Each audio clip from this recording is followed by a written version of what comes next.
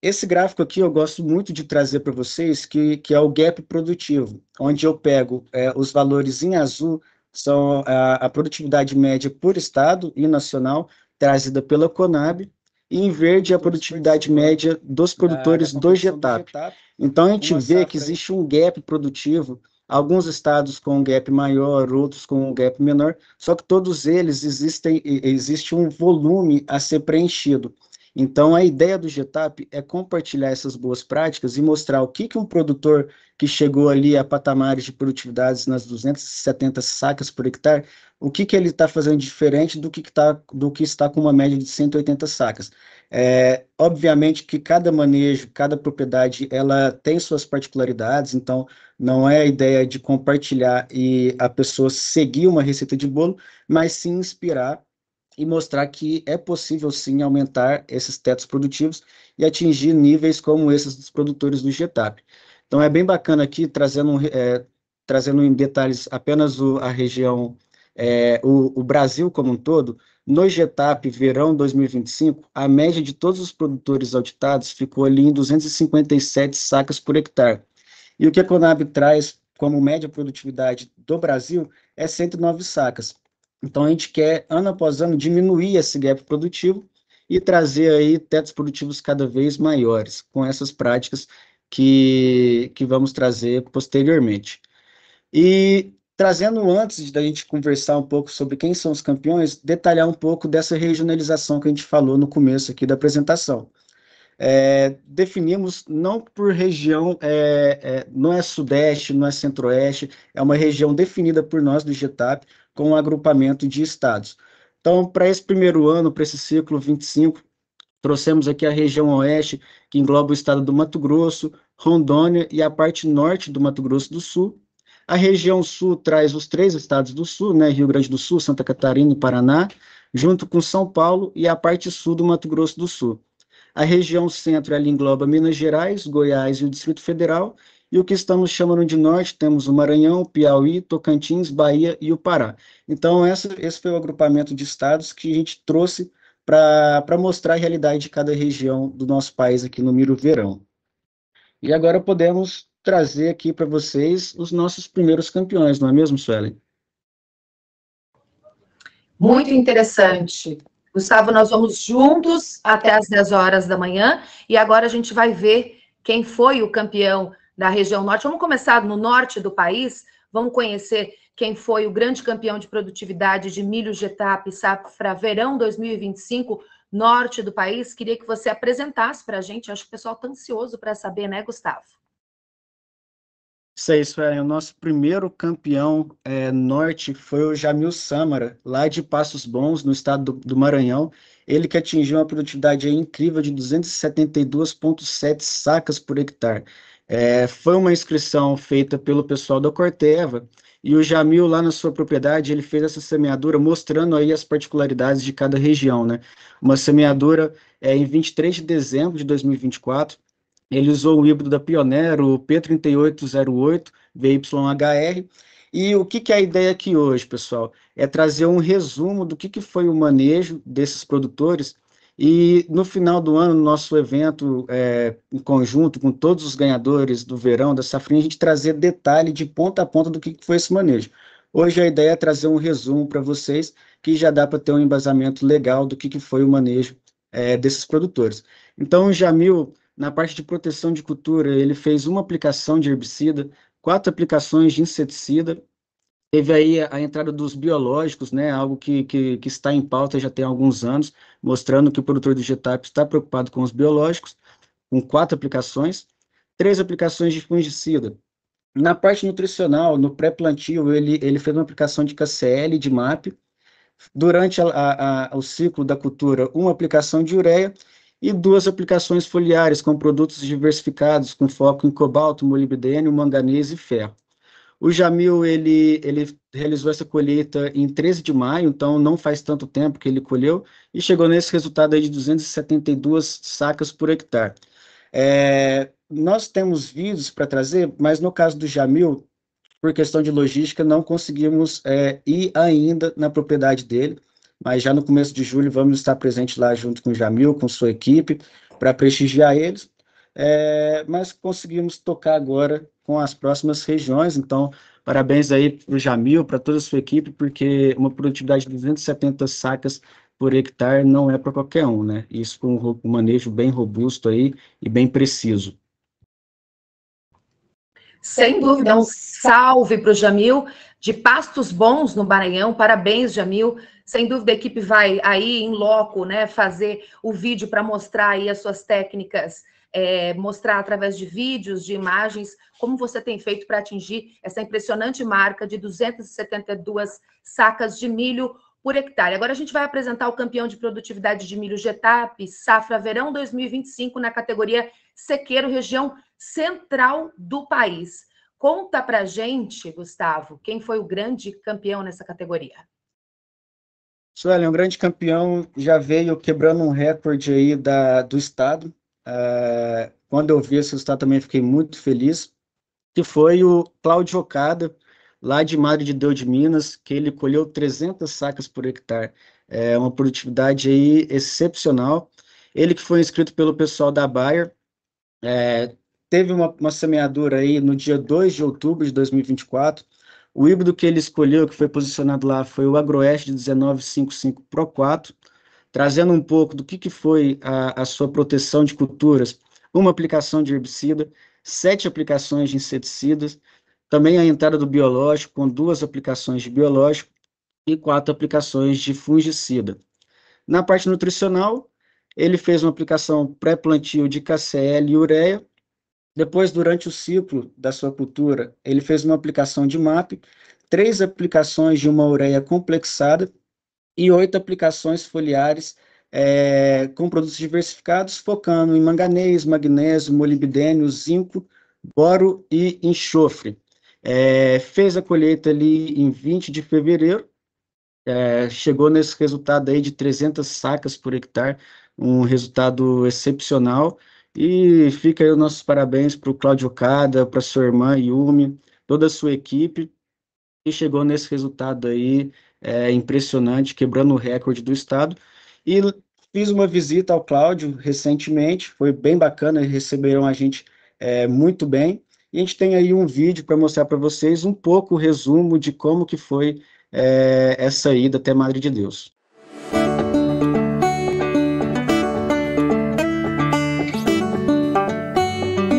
Fala pessoal, sou Gustavo Capanema, coordenador técnico do Getap. Estamos aqui no município de Madre de Deus, em Minas Gerais, para conhecer um pouco mais a propriedade da família Okada. Quem vai nos receber é a Yumi e o Cláudio Okada. Então vamos lá conhecer eles, que estabeleceram agora um novo recorde na região, ficando aí nas cabeceiras de produtividade do concurso Verão Getap 2025. Bora lá! Nossos pais vieram entre 1984 e 1985, que foi quando meu pai se estabeleceu aqui, nessa terra, começou a plantar. Eu lembro que meu pai, na década de 90, ele plantava plantas de cobertura. E ele já plantava procurando buscar saúde do solo. Usava produtos biológicos. Na década de 90 eram poucas empresas que tinham. Ele buscava, às vezes, micro-organismos na natureza, isso herdado do pai dele, dos nossos avós, né? E quando você faz uma agricultura regenerativa com um perfil de solo bem trabalhado, você sofre menos com os impactos. A gente conta também com uma assistência de profissionais. São pessoas bastante interessadas em ajudar, pessoas que vêm trazer novidades. A abertura também que a gente dá para fazer os testes não só beneficia as empresas, né, para conhecer o produto que está vendendo, mas para a gente mesmo. E eu acredito que essa produtividade se dá também por essa abertura, por esse relacionamento do produtor com os consultores, com os técnicos, com todos os profissionais envolvidos. O híbrido escolhido aqui para participar do concurso foi o AS1955 VT Pro 4, que é um híbrido super precoce, com um teto muito alto. E comercialmente o resultado do agricultor foi muito parecido com o que ele teve no concurso. Então é uma coisa mais usual da região, o teto mais alto aqui. Trabalhar na Fazenda Liberdade é muito gratificante. Tratam a gente como família, tem um reconhecimento dos seus funcionários, dá a liberdade para ouvir os funcionários, para tomada de decisões, troca de informações. Então o GETAP ele é bastante importante para buscar essas informações aonde que a gente pode melhorar.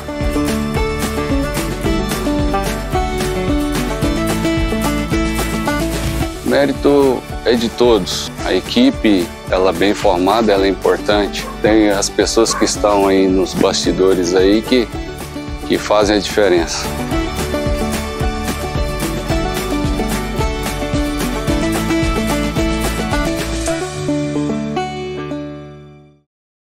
Bem bacana a nossa visita e agora vamos dar continuidade aí aos nossos campeões. Vamos sim, Gustavo, muito bacana. Um salve, então, para Madre de Deus, Minas Gerais, 300 sacas por hectare. Detalhe, sequeiro, categoria sequeiro.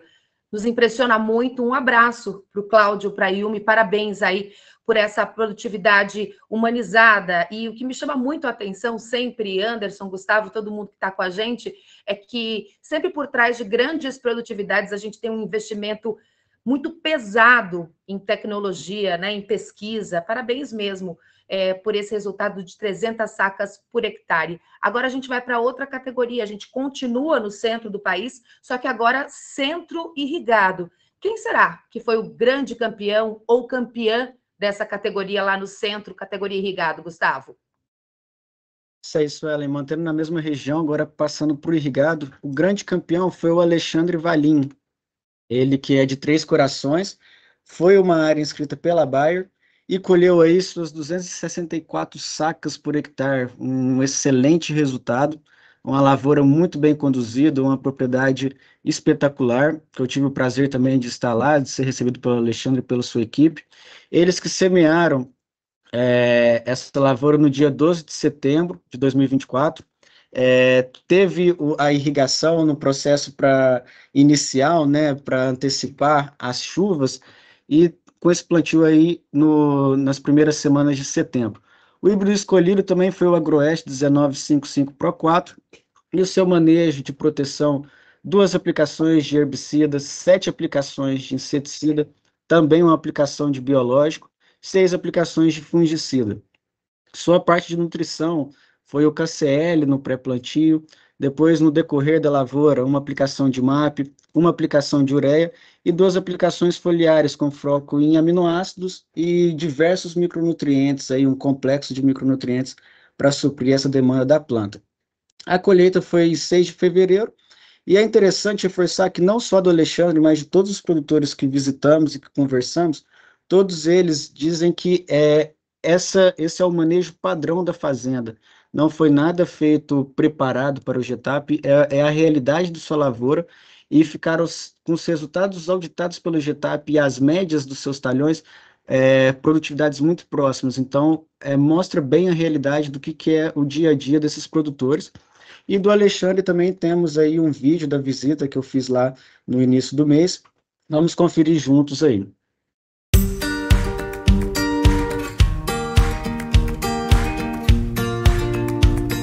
Fala pessoal, sou Gustavo Capanema, coordenador técnico do GETAP.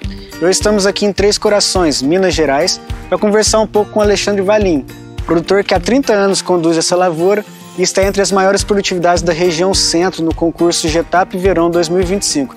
Então bora lá conhecer um pouco mais sobre ele.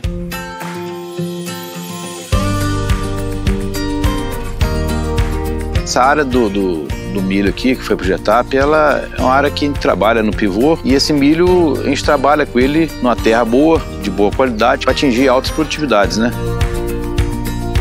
O cliente queria um híbrido com alta produtividade e com rapidez na colheita para a gente entrar com a segunda cultura, que é o feijão. Aqui na fazenda do Alexandre, a gente posicionou o híbrido o AS 1955 PT Pro 4, que é um material super precoce. Então, quando você traz um material de ciclo mais curto, você consegue essa janela para fazer um plantio de feijão. E como o agricultor ele consegue fazer o planejamento e execução em tempo hábil, daria para colocar esse material. E o resultado foi fantástico, né? A evolução da tecnologia e da genética dos milhos proporcionaram assim, um crescimento muito rápido. A gente tem material certo para área certa.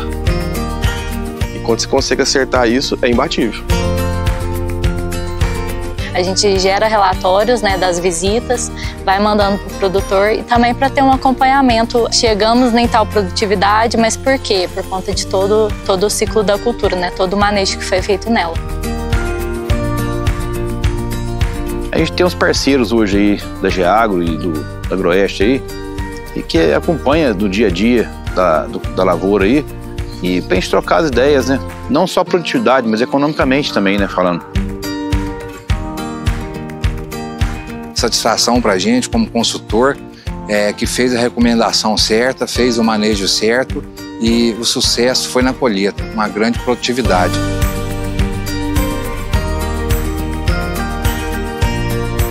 Participar do GETAP eu falo que é um aprendizado muito grande, porque você convive com mais pessoas, você consegue ver o que o agricultor está fazendo de melhor na área comercial.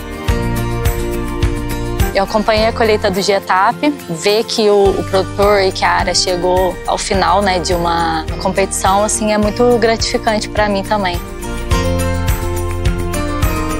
Então, assim, eu acho que nós estamos muito satisfeitos com o resultado, porque é um milho que entregou produtividade e com boa lucratividade também.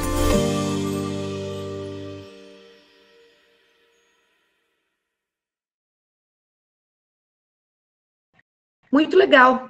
Vamos então para a região sul do país. A gente vai juntos até às 10 horas da manhã. Essa é a coletiva de imprensa da safra Verão 2025 GETAP, que é o grupo tático para aumento de produtividade de milho.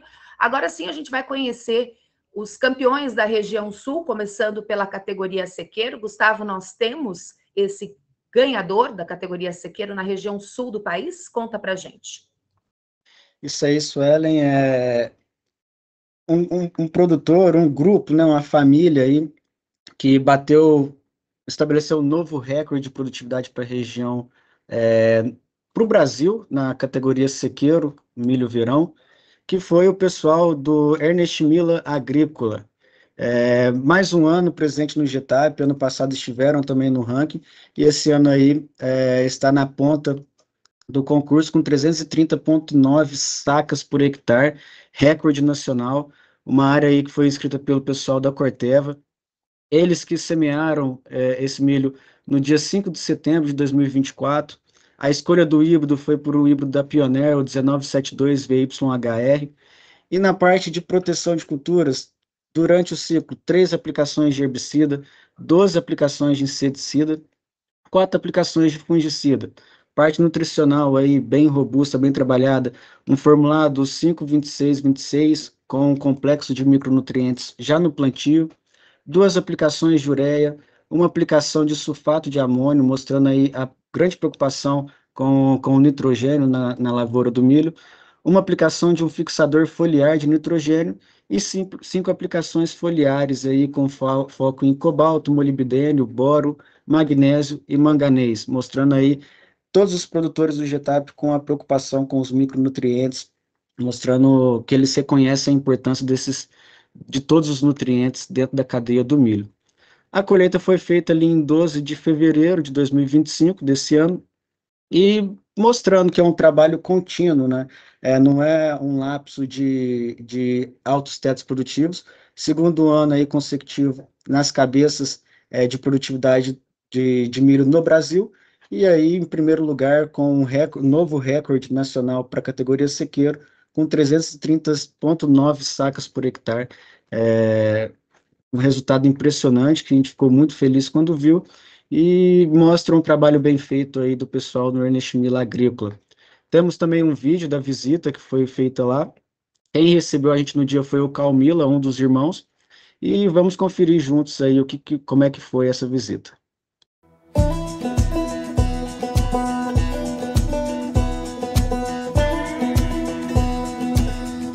Fala pessoal, sou Gustavo Capanema, coordenador técnico do GETAP. Estamos aqui em Candói, no estado do Paraná, para prestigiar um pouco mais da operação da Ernest Miller Agrícola. Mais precisamente, estamos aqui na Fazenda Marieda e quem vai nos receber é o Carl Miller. Então vamos juntos conhecer um pouco mais da história deles, que pelo segundo ano consecutivo estão na cabeceira de produtividade do milho verão brasileiro. A gente está aqui na Fazenda Marieda. A fazenda é do grupo Ernest Miller Agrícola. Ela tem 3.200 hectares de plantio. No verão a gente faz metade soja, metade milho, e no inverno faz cevada e trigo.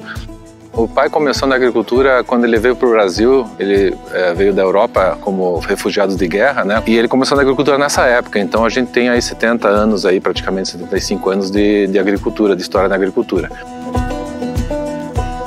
Tivemos uma safra com muita dificuldade no início dela. Depois do nascimento do milho, com chuva, a qualidade do plantio foi muito boa.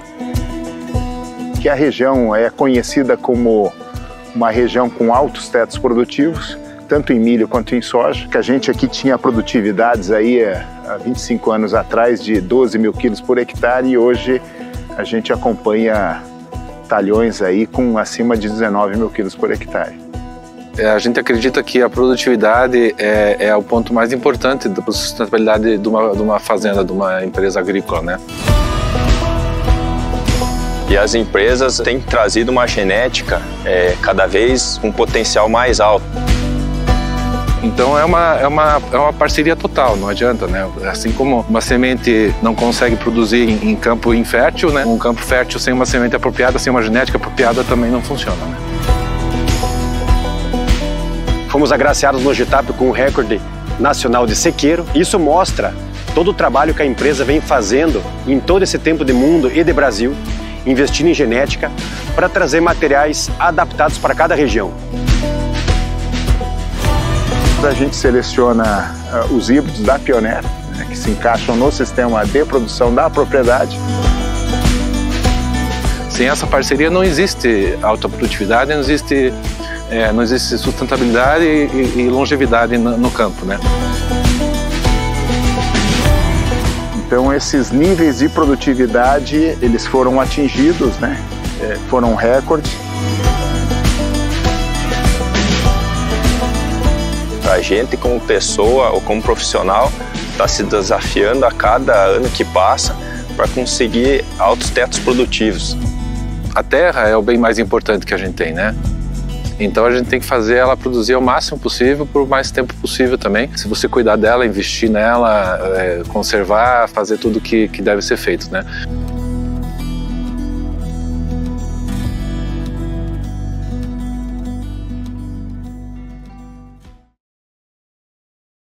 Um salve, então, para o pessoal de Candói, do Paraná, do grupo Ernest Miller. Parabéns, mais um recorde e, claro, um arsenal gigante de ciência, trabalho, tudo envolvido para que essas 300 sacas por hectare salte aos nossos olhos e mostre a importância dessa eficiência no campo, né? Agora a gente vai conhecer, Gustavo, continuamos no sul do país, o campeão da categoria irrigado. Isso aí, Suelen. E continuamos na região sul e continuamos também com quebra de recorde, dessa vez com a Agrícola Binsfeld, com os irmãos. Quem estava lá com a gente foi o Dimas e o José Binsfeld. Um novo recorde para a categoria irrigado no Brasil, uma área aí que foi escrita pelo pessoal da Corteva também, lá em Palmeira das Missões, no Rio Grande do Sul. E obteve aí uma produtividade excepcional de 343 sacas por hectare. É muito milho colhido, mostrando que foi um trabalho muito bem executado e chegando aí, estabelecendo um novo recorde para o Brasil na categoria irrigado, com essas 343 sacas por hectare. É um milho que foi semeado ali no final de agosto, 31 de agosto de 2024, O híbrido escolhido foi o híbrido da Pioneer 1972 também, VYHR, e a parte de manejo de proteção, eles fizeram durante o ciclo 3 aplicações de herbicida, 7 aplicações de inseticida e 3 aplicações de fungicida. Na parte nutricional, tivemos já no plantio uma aplicação de KCl, ureia e de um formulado 132415. Tivemos também durante a condução uma aplicação de um fixador foliar de nitrogênio e 3 aplicações foliares, com foco em molibdênio, zinco e cobre.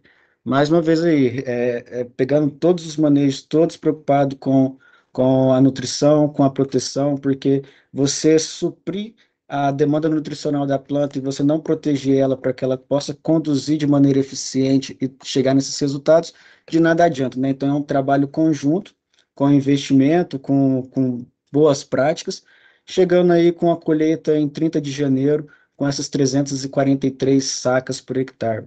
Então vamos ver também o vídeo da visita lá, junto com o Dimas, José Binsfeld, e conversar um pouco das nossas conversas para chegar nessa produtividade excepcional, que mais uma vez, 343 sacas por hectare é muito milho e não é para qualquer um, não é mesmo?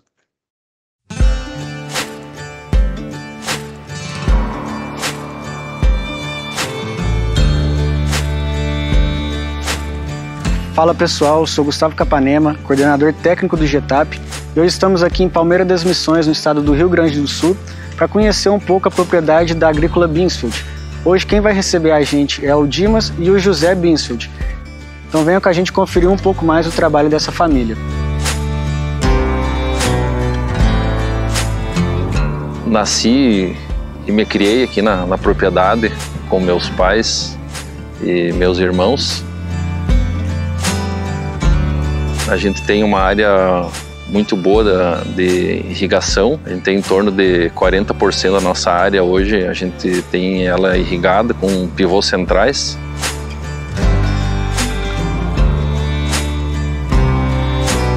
Tem despesas, né, manutenções, como qualquer outro investimento, qualquer outro equipamento tem, mas a irrigação é uma segurança. Sempre quis trabalhar na propriedade da família. Sempre foi um desejo meu estudar e depois voltar para dentro da propriedade para agregar o conhecimento que eu estava buscando fora, né? A tecnologia ela vem evoluindo muito rápido. A gente vem notado assim grandes mudanças. Como a agricultura é muito dinâmica e o conhecimento também aumenta cada ano, né? Mais descobertas e outras doenças, outras plantas daninhas, resistência e tudo. A Pioneer tem sido fundamental para a gente conseguir obter esses altos rendimentos aí que a gente teve na cultura do milho, né? A família deles aqui usa um manejo diferenciado. A busca por tetos produtivos elevados, né, é constante aqui dentro da fazenda. Investimento em correção de solo, então são áreas que nós temos níveis de cálcio elevado. Nós usamos aqui uma base genética alicerçada em um híbrido nosso, é o P1972VYHR. A questão do Trisha N, biológico da companhia, da Corteva, foi utilizado. Participar do GETAP foi muito bom para nós. A gente desafia a produtividade da gente, né? É um incentivo.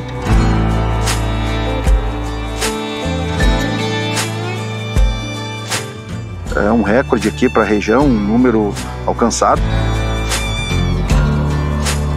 Tivemos aí a felicidade de que a família deles aí foi, digamos, dos vencedores aí do concurso, né? Foi o início, né? Nosso aí na safra 24-25.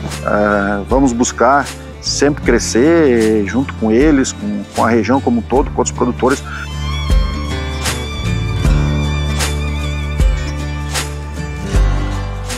Esperamos ser o primeiro de muitos anos aí que a gente possa participar e colher bons resultados aí, né?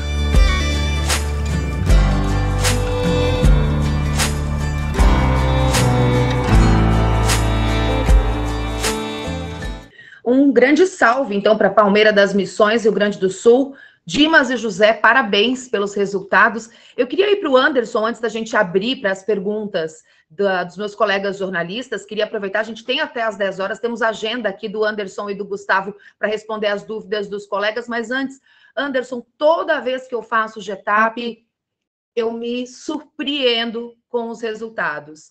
Você, então, né, que está aí nesse mercado há tantas décadas, é bonito de ver, né, como o produtor se supera a cada safra. Suelen, quando eu vi aqui os vídeos e os resultados que o Gustavo compartilhava com todos aqui, eu refletia da minha época de agronomia aqui em Uberlândia em 95, 96, né? Eu formei em 95. Lá na metade dos anos 90, quem colhia 100 sacas de milho no verão por hectare era considerado um grande vencedor, né? E aqui a gente está falando de níveis de produtividade, inclusive no sequeiro, em produtividades no padrão norte-americano. E aí daqui me vem uma segunda consideração, né? A gente sempre, o próprio Ivan Vedequim falava, o professor Césio Brito fala muito, né, que o milho era uma lavoura de segundo pelotão, né, de segunda divisão. E quando eu olho esses níveis de produtividades que esses agricultores de vanguarda tecnológica atingem, eu costumo colocar, ou melhor dizendo, eu passei a colocar o milho como, do ponto de vista de sofisticação tecnológica, de riqueza de detalhes no seu manejo, muito mais para uma lavoura de algodão do que para uma lavoura de soja, não menosprezando os desafios da produção de soja. Por quê? Quando a gente olha esses níveis de produtividade, a gente vê o quanto esta cultura responde ao manejo adequado. E o manejo adequado é uma visão muito holística do sistema de produção. Então, por exemplo, a gente viu aqui o produtor de Três Pontas em Minas, com uma produtividade de milho irrigado que, a princípio, é mais baixo do que o sequeiro de uma região até razoavelmente próxima. Porém, ver como a cultura do milho, principalmente com a irrigação, ela se encaixa num sistema que tem milho, feijão, soja, outras culturas de inverno. Ou seja, é uma cultura do ponto de vista agronômico, do ponto de vista de gestão de mercado, do ponto de vista de gestão dos fatores de produção, uma cultura extremamente sofisticada e, consequentemente, uma cultura com um altíssimo potencial de retorno econômico. Muito bom, agora sim a gente vai abrir para as perguntas, né? Vamos celebrar essas altas produtividades e tirar todas as dúvidas dos colegas jornalistas que estão na sala. Obrigada mais uma vez pela participação de todos. Nessa quarta-feira, 25 de junho de 2025. Quem gostaria de fazer uma pergunta, por gentileza, se identifique. Diga qual o veículo que representa e para quem dirige a pergunta. Lembrando que quem quiser fazer perguntas pelo chat, pode mandar as perguntas pelo chat, que eu reproduzo elas aqui para o Anderson e para o Gustavo. Enquanto o pessoal se solta aí um pouquinho, né, para fazer essas perguntas, vamos perguntar, pessoal. Acho que o assunto é muito salutar, muito interessante. Gustavo, fala para a gente qual foi o maior desafio, você, como coordenador técnico do GETAP, de fazer essas novas métricas quando vocês decidiram lançar a regionalização do concurso? Eu acho que o maior desafio é tentar ser o mais assertivo possível. Como o Anderson falou, regiões próximas têm desafios diferentes. Então, o Brasil é um país tão grande que cada estado ele parece um outro país. Então, o mais difícil foi trazer a maior assertividade para as condições similares umas da outra. Obviamente que o norte de Minas Gerais com o sul de Minas Gerais são diferentes, mas não conseguimos não podemos desprezar que existem similaridades entre esses estados. Então, o grande desafio foi a assertividade em trazer a melhor realidade, o melhor agrupamento de estados para que a gente possa fazer essa divisão e trazer a realidade de cada região.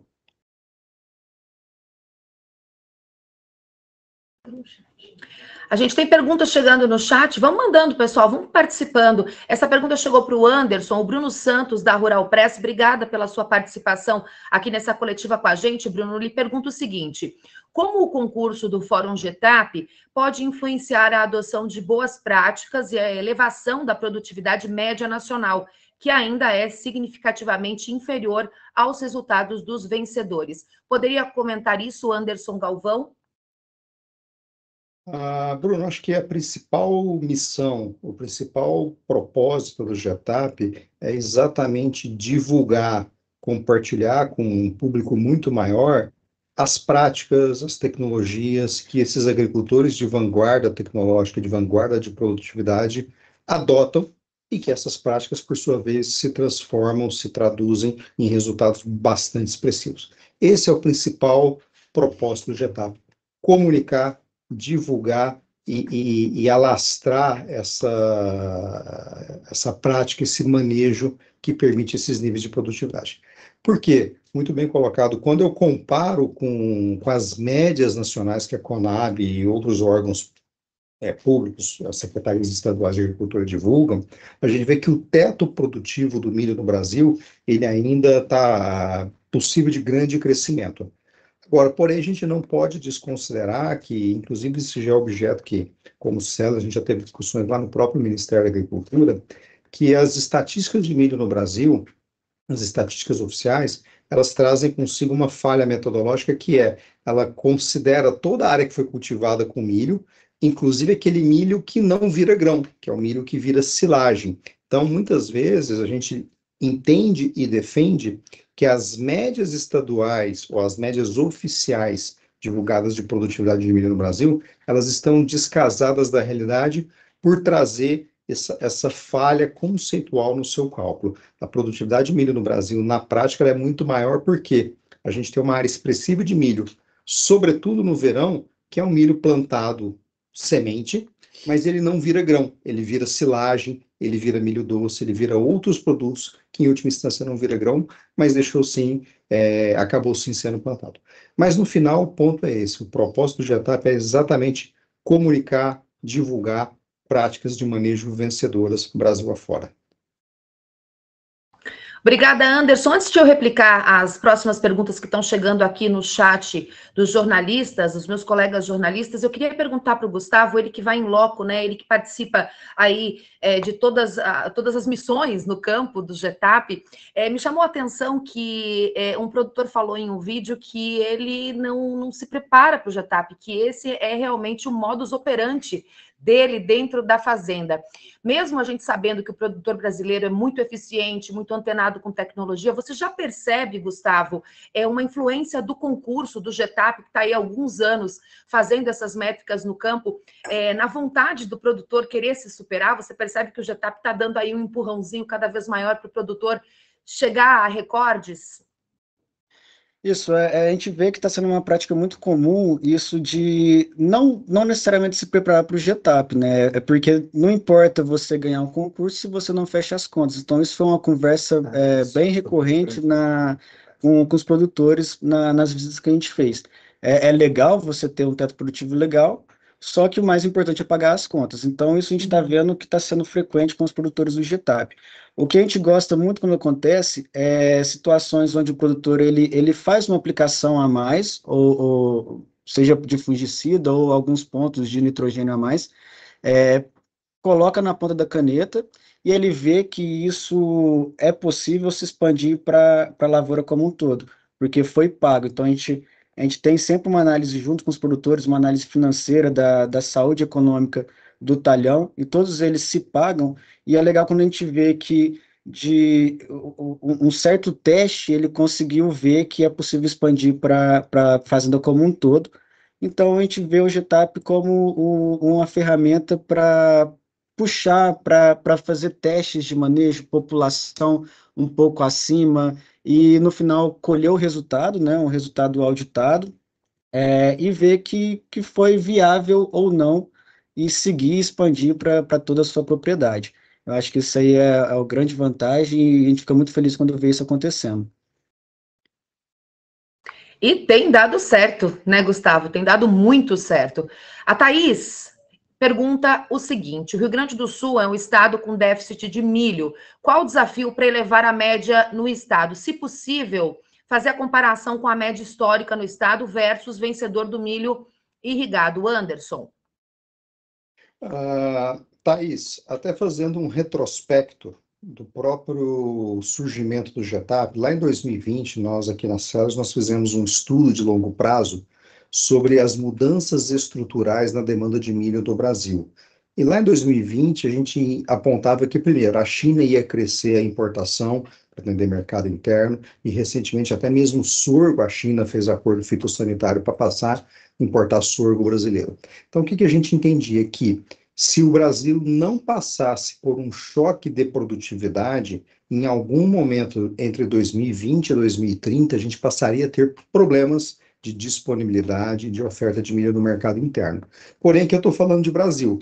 Quando eu dou um zoom em regiões específicas do Brasil, a região sul, mas em especial o Rio Grande do Sul, é uma região já deficitária no abastecimento de milho já há alguns anos.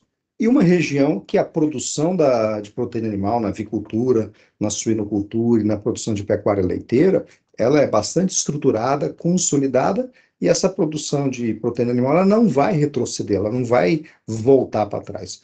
Portanto, uma das principais formas de garantir abastecimento a custos competitivos para a região sul é um crescimento vertical da produção de milho, ou seja, ganhos de produtividade. E quando eu conecto essa necessidade da produção interna com altos níveis de produtividade, o Carl Miller falou um ponto muito importante. O principal ativo de um agricultor é terra, do ponto de vista monetário, do ponto de vista de capital investido. O segundo principal ativo que um agricultor tem são suas máquinas e equipamentos. Quando eu coloco isso, eu estou falando possivelmente de 2/3 do balanço do ativo permanente de um agricultor, está nesses dois itens. E a melhor forma de melhorar o retorno sobre o capital investido é você aumentar a geração de caixa, que por sua vez está totalmente vinculada com a produtividade e, obviamente, preço.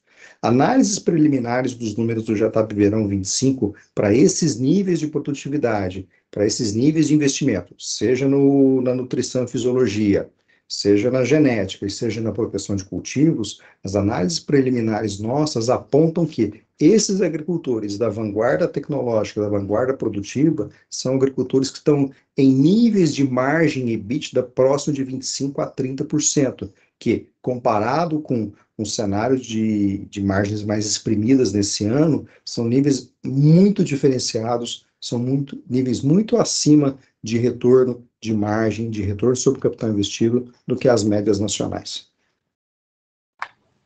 Se alguém quiser fazer, algum colega jornalista quiser fazer uma pergunta, falar, né, entrar aí, a gente levanta a mãozinha que a gente abre o microfone para que seja feita essa pergunta. Agora, eu queria perguntar para o Gustavo, uma pergunta que eu faço em todas as edições do GETAP, eu acho que ela é curiosa, todo mundo gosta de saber um pouquinho de bastidores, né? A gente sabe que existem 2 edições do ano, a edição verão e a edição inverno. Eu queria saber como é que funciona o trabalho da equipe GETAP mesmo, né? De estrutura, com quantas pessoas vocês contam, como é que funciona aí esse itinerário para todas as regiões do país para fazer essas métricas, fazer esses registros. Conta um pouquinho para a gente, Gustavo. Então, Suelen, é um trabalho muito bacana, em conjunto com os produtores, com os auditores e também com as empresas, onde a gente inicia lá em agosto, pensando em verão, a gente inicia em agosto com as inscrições, que ela é feita no momento que a lavoura está sendo conduzida, mas a gente traz uma previsão do um planejamento, um cronograma de aplicações, e depois a gente tem essa conversa junto com as empresas, com os produtores, de selecionar quais as áreas serão auditadas. Então, depois de selecionado, temos 2 empresas de auditoria, são empresas terceirizadas para trazer um pouco a firmeza e a credibilidade da imparcialidade do concurso. Então, passando essas áreas para os auditores, é feito o processo de auditoria em campo, um processo bem rigoroso, com medições, enfim, com registros, tudo registrado em foto, e depois esses resultados vão chegando à nossa mão em planilhas, onde, junto com a equipe, a gente faz análise desses resultados, porque a gente não quer só trazer a produtividade, a gente busca fazer uma análise do que o pessoal está fazendo, quais os momentos de aplicação que eles estão utilizando, quais os produtos mais utilizados durante esse ciclo, e trazer o que eles estão utilizando que está dando certo. Então, é um trabalho de escritório também bem robusto em analisar e interpretar esses resultados, porque não é só chegar aqui e trazer uma produtividade, é mostrar o que eles estão fazendo, não só os campeões, mas todos os produtores do GETAP, porque uma média aí de 257 sacas por hectare está bem acima da média nacional, então todos estão fazendo um trabalho muito bem feito e a gente quer trazer o que foi feito em detalhes para que a gente possa compartilhar. Bacana, Gustavo. A gente acompanha a correria de vocês e a gente sabe que ela não para o ano inteiro, safra após safra. Agora a gente tem aí a importante presença da Vera Ondei da Forbes, ela que é uma referência, né, no jornalismo voltado para o agronegócio. Ela faz uma pergunta aqui que o Anderson vai responder. O milho para etanol vem mudando de alguma forma a gestão e a administração da lavoura, Anderson? Vera, obrigado aí pela participação e pela pergunta. Acho que a chegada do etanol, que antes a gente falava etanol de milho, agora a gente já passa a falar etanol de cereais, ele muda o sistema produtivo. E uma das principais razões dessa mudança se deve ao fato que, dentro da política do RenovaBio, alguns produtores de etanol de cereais, eles já começam, utilizando dos seus créditos de CBIOS, a remunerar agricultores que fornecem milho dentro de um determinado sistema de produção com créditos que esse produtor de etanol tem usando aí dos seus CBIOS. E aí a pessoa pode falar, mas é uma pequena fração do preço a mais que o produtor de etanol paga ou acrescenta ao preço de uma saca de milho fornecida. Mas é uma receita marginal líquida. Por quê? O agricultor não tem necessariamente que mudar o seu sistema de produção, ele tem sim que trazer um bom registro, ele tem que trazer um sistema de informações que ateste que ele cumpriu uma série de premissas previstas lá no RenovaBio, para ele se aplicar a esses créditos de carbono que aquele sistema de produção gera ao longo da cadeia produtiva. Ou seja, o etanol, ele acaba, então, trazendo uma receita adicional, no caso agora, para o produtor de cereais, começando pelo milho, que ela vem, teoricamente, livre para o agricultor, porque ele tem apenas que melhorar o nível de organização, melhorar o nível de sistemas de informação dentro da sua propriedade, dentro da gestão do seu negócio, para torná-lo elegível para esses créditos. Então, seguramente é uma mudança que ela já está acontecendo e ela tende a ser cada vez mais constante e relevante na medida em que a produção de etanol ela cresce inicialmente a partir do centro do Mato Grosso, na BR-163, mas ela já vai, inclusive, para o sul do Brasil, para o Mapito, regiões que novos projetos de etanol de cereais já estão, inclusive, em construção e alguns já em operação. Bacana, Gustavo. A Daiane, da Rural Press, pergunta o seguinte: quais as principais respostas que essa edição do concurso trouxe? Qual é a tua percepção, a tua leitura dessa edição, especificamente verão 2025?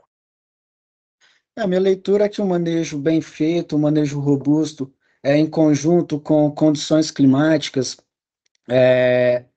chega em ótimos resultados. Eu acho que um trabalho bem feito, ele é pago no final, chegando aí com essa média de produtividade excelente, e acho que essa é a grande conclusão do concurso. Um manejo bem feito, um manejo robusto, um trabalho sério em equipe, porque ninguém produz sozinho, então uma junção de produtor, com gerente, com operador de máquina, com consultor.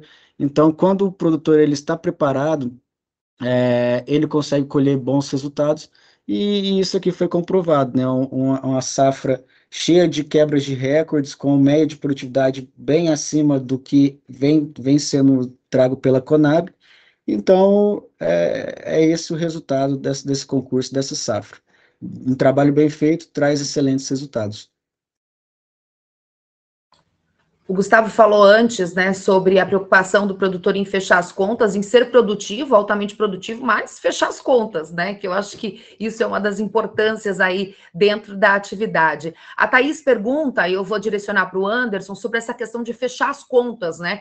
Qual é a relação, na tua leitura, Anderson, dessa relação do custo e de produção em sacas versus produtividade? Queria que você aprofundasse, você falou um pouquinho, né, en passant ali no começo, mas queria que você desse uma aprofundada para quem está aqui com a gente na sala. Acho que o tema da rentabilidade é uma frase que eu aprendi com o meu primeiro chefe lá, literalmente no século passado. A gente não pode confundir produtividade com produtividade. A produtividade ela precisa se pagar. E a forma mais, diria assim, precisa de medir o quanto uma tecnologia se paga é no chamado ROIC, né, Retorno sobre o Capital Investido. E o que a gente vê aqui ao longo, inclusive, dos anos, não só nos anos do GETAP, é que as boas tecnologias de genética e biotecnologia combinadas, elas conseguem entregar um ROIC, ou seja, retorno sobre o capital investido, entre 3 e 4 para 1. Ou seja, para cada real que eu invisto numa dada tecnologia, em algumas circunstâncias eu tenho 3 até 4 reais de retorno naquele investimento. Então, acho que essa para mim é a maior evidência do quão rentável, do quão lucrativas são essas tecnologias que se pagam e que entregam de fato retorno. Ou seja, não confundam produtividade com produtividade. Produtividade sem fechar as contas, ela não leva a nada, ela simplesmente ilustra o ego da pessoa. Mas o que a gente vê com os números aqui do GETAP, seja do manejo agronômico, nutrição, genética e biotecnologia e proteção de cultivos, produtividade que de fato deixa resultado na última linha para o agricultor. Alguma coisa de R$3 para cada real investido. Gustavo, você que é aí uma testemunha ocular, você vai até o campo, eu queria que você falasse um pouquinho o que você tem ouvido dos produtores rurais em relação aos desafios aí da próxima safra. Todo mundo já está se preparando, a gente tem aí o concurso, depois eu vou falar mais sobre ele, a edição inverno, que acontece em novembro, depois a gente vai fazer um convite especial, mas eu queria que você falasse o que você tem sentido aí do produtor rural em relação a temor de mercado, em relação a questões técnicas, qual é a tua percepção? Fala pra gente. A percepção é a preocupação com essas incertezas, com o cenário geopolítico hoje, que está muito incerto, que pode vir a trazer a elevação dos custos, e essa é a grande preocupação. Custos altos e preços da saca do milho ou da soja que chega, preços mais baixos. Essa é a grande preocupação do produtor, mas também a preocupação do clima, né? Você pode fazer um trabalho bem feito de manejo, de proteção, de nutrição, mas se as condições climáticas elas não ajudam, também é uma preocupação do produtor se ele vai conseguir colher bem ou não. O importante é ele fazer esse manejo, porque mesmo em anos mais desafiadores, ele consegue colher bons resultados com o seu manejo. Então, a preocupação fica nessas de custos, de preço da saca e das questões climáticas. Mas eles estão bem positivos para os próximos anos, e eu acho que a tendência é continuar com as áreas de milho, ou talvez até aumentar, mas estão, de certa maneira, positivos. Preocupados, mas positivos em continuar plantando. Quer complementar? Opa, vazou um áudiozinho, não tem problema. Vamos nessa, Anderson, quer complementar o Gustavo? Acho que complementa as preocupações que o Gustavo colocou, Suelen. Acho que um ponto super relevante para a safra 25, 26, ou seja, o bom da agricultura é isso. A gente está aqui falando de uma foto, mas a vida real ela é um filme, né? Então, o agricultor está olhando os resultados da safra 24, 25, mas já com toda a energia, com toda a preocupação para a safra 25, 26. E o ponto que eu complemento, além daquilo que o Gustavo já trouxe, é uma preocupação de taxa de câmbio. Lembra, final do ano passado, dezembro do ano passado, a gente tinha um real a 6,30, agora, recentemente, a gente voltou a trabalhar com um real de 5,50, e alguns analistas econômicos apontando para o final desse 25, uma taxa de câmbio mais próxima de R$5 por dólar. Qual a preocupação e qual o ponto de atenção que a gente sempre coloca aqui para os nossos parceiros, para os nossos clientes aqui na consultoria? Que a gente tem uma série de insumos fertilizantes, até defensivos, que são em boa parte precificados em dólar, mas no final do dia nós vamos ao supermercado com reais. A gente paga as nossas contas com reais. Então, para todos aqueles que estão aí na produção de soja, milho, todas as commodities agrícolas exportáveis, um ponto de muita atenção para o 25, 26 é cuidado em garantir receitas em reais, cuidado em garantir margem real, porque a gente está claramente num cenário, taxas de juros elevadas no Brasil, fluxo cambial bastante positivo, seja por conta das operações de investimento em títulos da dívida pública brasileira, seja pelo saldo de balança comercial, de commodities agrícolas, de commodities minerais e de commodities energéticas. Nós estamos com vários elementos que sugerem, que apontam para um movimento de apreciação do real. E esse movimento de apreciação do real, ele pode sim comprometer bastante a rentabilidade do agricultor brasileiro nessa safra 25, 26.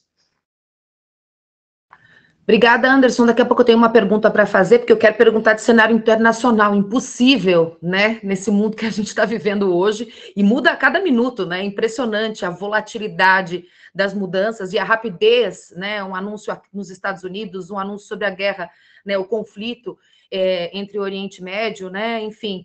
Mas chegou uma pergunta para o Gustavo. A Cassi, da Rural Press, pergunta o seguinte: Gustavo, o crescimento expressivo no número de inscritos no concurso de 23 em 2022 para quase 400 em 2025, é um número bem expressivo mesmo, Cassi, de 23 para 400, né? Questão de 3 anos.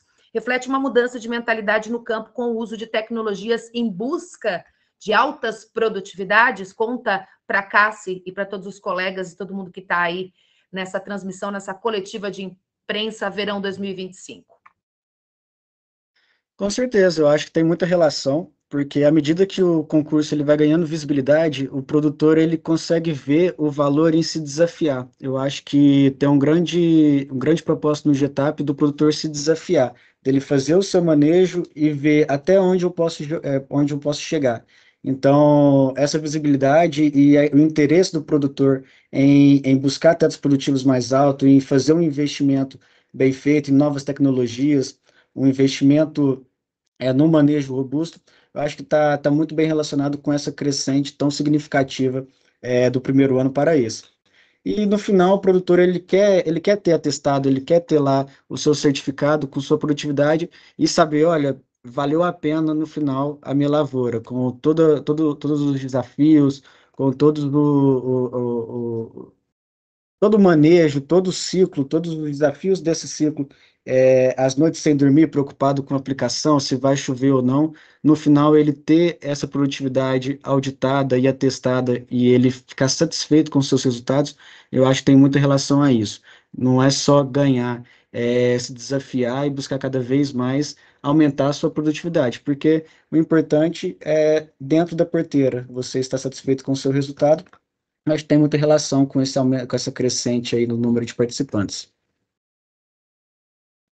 Obrigada, Gustavo. Agora sim eu pergunto para o Anderson como é que ele tem entendido aí esse cenário geopolítico que a gente sabe que no mundo globalizado influencia e respinga em todo o planeta. Queria que você falasse um pouquinho sobre esses conflitos, né? Alguns mais antigos, outros bem recentes aí, que duram 12 dias, né, Anderson? Fala um pouquinho como é que esse cenário aí super volátil, super agressivo internacional pode influenciar o agronegócio. E eu queria que você falasse um pouquinho também sobre demanda de milho no mercado internacional para os próximos meses.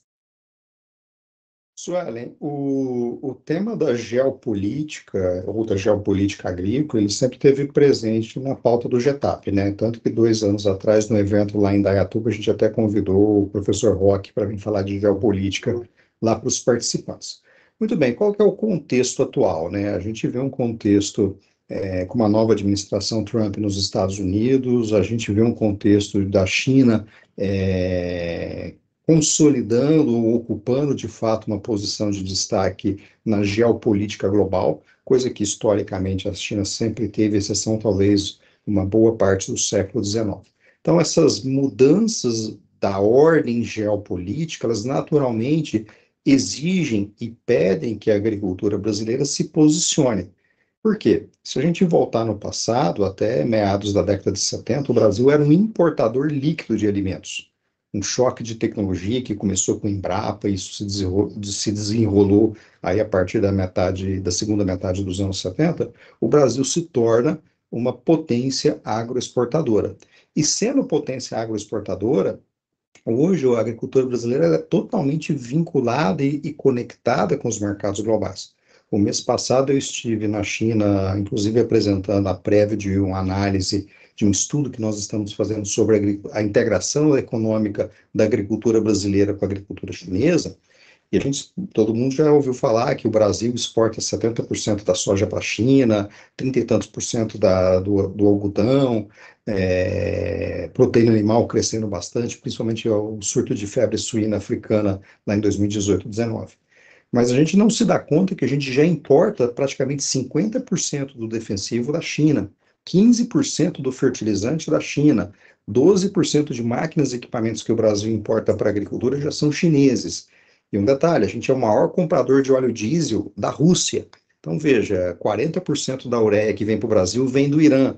Então, olha como o Brasil é uma parte integrante dessa engrenagem geopolítica complexa, longa e diversa.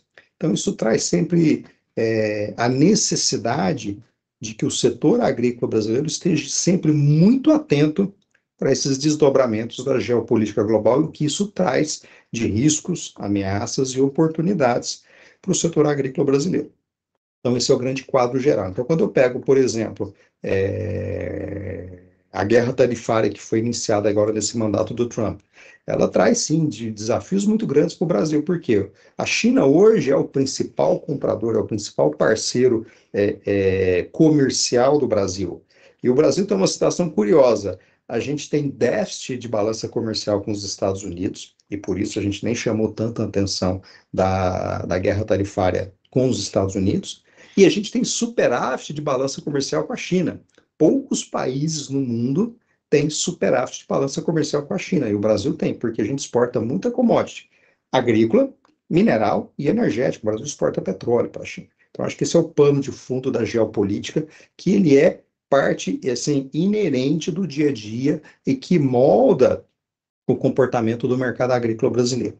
E aí, fazendo a conexão com o tema da demanda global, né? Também da discussão da China do mês passado, na visita de Estado que o Brasil teve lá em meados de maio, foi assinado, o Brasil já exportava milho, fez o acordo fitossanitário para exportar sorgo no final do ano passado, e na reunião de maio agora, a China liberou para a importação do DDG produzido no Brasil, além de outros produtos, carne de perus, patos, amendoins e alguns outros produtos. Ou seja, cada vez mais nós vamos ver a agricultura brasileira, não só a soja e milho, mas outros produtos, outras cadeias produtivas mais integrados com a economia global, em particular a chinesa. Agora cedo, antes mesmo de começar aqui a nossa coletiva de imprensa, eu li um artigo sobre a política indiana de blend de etanol, né, de blend de biocombustível.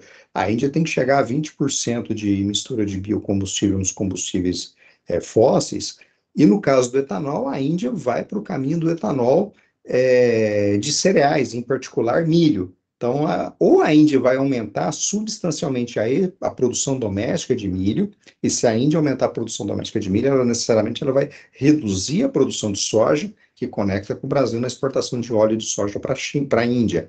Ou a Índia também vai ter que importar milho para cumprir com essa meta de mistura de biocombustíveis. Ou seja, sob uma perspectiva de demanda, a economia global, seja nos países emergentes, ela continua positiva para aquilo que o Brasil produz, para a soja, para o milho, para o algodão e para a proteína animal. Obviamente, não significa dizer que a gente não tem desafios, como eu comentei há pouco, o desafio da rentabilidade, seja nos custos de produção, seja na influência da taxa de câmbio sobre o negócio, e o desafio de gestão tecnológica. O ato de produzir qualquer um desses produtos que a gente está falando aqui, soja, milho, algodão, ele é um ato de muita gestão tecnológica, alocar todos os recursos, capital, mão de obra, insumos, de forma a reduzir custos sem comprometer a produtividade e a rentabilidade dessas atividades. Joia, Anderson, agora a gente está se encaminhando para os minutos finais da nossa coletiva. Eu queria que o Gustavo falasse um pouquinho do próximo concurso que acontece em novembro, e a gente chama uma coisa em jornalismo que é interessante, que a gente geralmente coloca no finalzinho da reportagem, da matéria, a gente chama de serviço. A gente tem aqui alguns produtores na sala e jornalistas, e eu queria que você falasse para esses jornalistas, para os produtores que estão interessados em participar do GETAP, qual é o primeiro passo, por que caminho deve seguir para conseguir participar do concurso de produtividade, edição inverno 2025. Pois é, Suelen, o concurso de produtividade de segunda safra, né, inverno, ele já está acontecendo, já está com as auditorias sendo feitas, e em novembro, no final de novembro, vamos ter um evento presencial onde a gente vai juntar os ganhadores do verão e os ganhadores do inverno. Então, uma troca de ideia entre produtores com realidades diferentes, E para participar, vocês podem chamar a gente nas redes sociais e tentar entender o dia, o local, como é que a participação é aberto para todo o público. Então, não só para os ganhadores, mas qualquer produtor que tem interesse em participar, porque lá a gente tem essa troca que eu acho que é muito valiosa, a gente junta todos os produtores e tem uma conversa, uma roda de conversa, cada um falando do seu desafio, da sua realidade na sua região. Então, é muito interessante. Aconteceu no dia 26 de novembro, em Indaiatuba, por questões logísticas, um local de fácil acesso para todo mundo.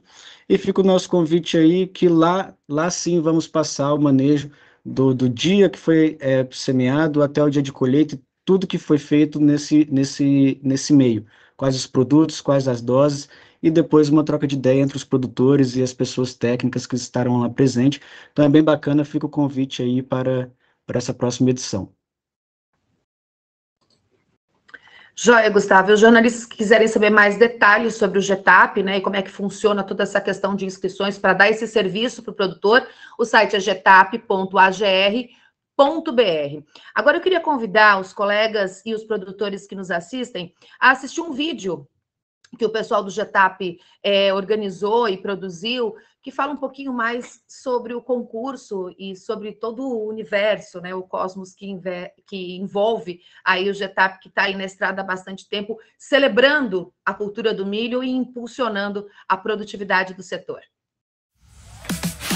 Hoje estamos aqui em Palmeira das Missões, no estado do Rio Grande do Sul. Estamos aqui em Candói, no estado do Paraná.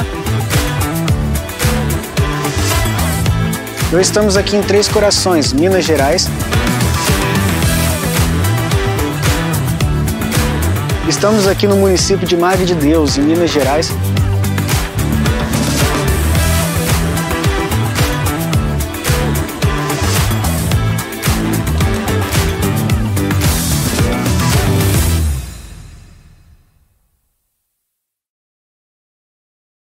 Agora sim, falta pouquinho para terminar a nossa coletiva. Queria agradecer muito a presença de todos aqui e passar para o Anderson para as considerações finais para a gente fazer aí o nosso encerramento e liberar todo mundo para a agenda do dia. Obrigado, Suelen. Acho que, de novo, sobre a lógica da safra, né? A gente terminou a metade do campeonato, né? Entregamos aí, trouxemos os resultados do GETAP Verão 25. No momento que a gente está aqui participando dessa coletiva, tem auditorias de safra inverno acontecendo já no Cerrado Brasileiro, e já um spoiler, né, Suelen? Da mesma forma que as produtividades do verão desse ano estabeleceram novos recordes, novos patamares de produtividade, eu já antecipo e deixo o gostinho de mel que, com base nas análises preliminares que chegam já dos resultados do inverno, a safra inverno 25 vem recorde de produtividade e, consequentemente, de produção, e vai ter muita história para contar lá em Indaiatuba em novembro desse ano. Do ponto de vista de desenvolvimento de safra, né, como eu disse, a gente está no começo, a colheita de inverno começando a ganhar tração, uma avalanche de milho chegando aí no mercado, porém um milho que na nossa leitura seja o mercado interno, etanol, proteína animal, vai dar vazão para ele, mas também mercado externo, apesar de todas as incertezas aí da geopolítica que eu comentei agora há pouco, dos custos e tudo mais.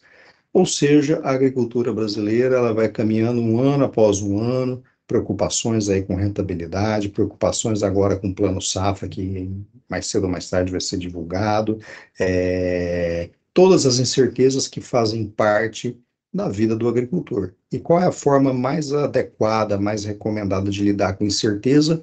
Planejamento. Planejamento também é uma das pautas, é um dos propósitos do GETAP na sua concepção. Ajudar o agricultor a planejar sua técnica de mercado, suas técnicas agrícolas e sua técnica de gestão socioambiental das suas propriedades.